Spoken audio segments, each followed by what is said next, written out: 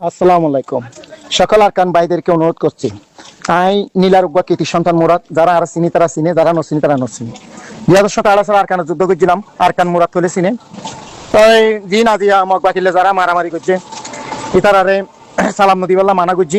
I তো ওনারা দোয়া করি মানে তার আল্লাহ যারা গুলি হাই তারা চিকিৎসা আই করির। আই হলে নীলার মুরাদ ভাই, আরকানের দীর্ঘদিন আসছিলাম 2017 সালত। আরকানের প্রতি ভালোবাসা আছে বলি ওনারা সহযোগিতা করি যায়। বাংলাদেশের লিডারের পর লিডার আই মুরাদ জিয়া। তো ওনারা টেনশন না করিবেন, তারা সালাম নদীবে, তারা সিওর হেফাজত আছে। তারা নাস্তা পানি দিই সবকিছু দিই ফুসাল লই পারবেন, বাইরে তারা আবার আরকানত ফিরাই দিব।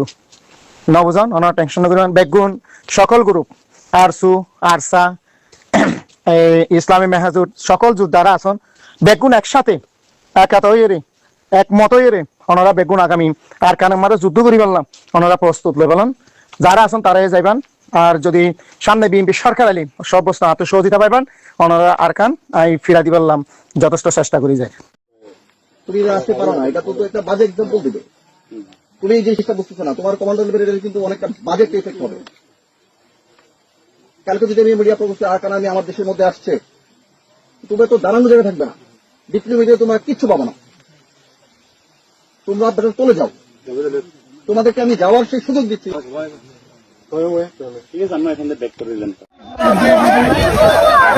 সুমন্ত থেকে গ্রেপ্তার করেছে।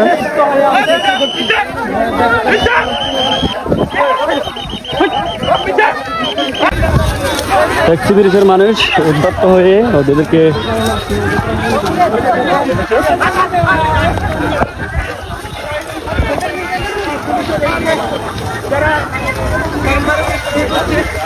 আরকান আর্মি এবং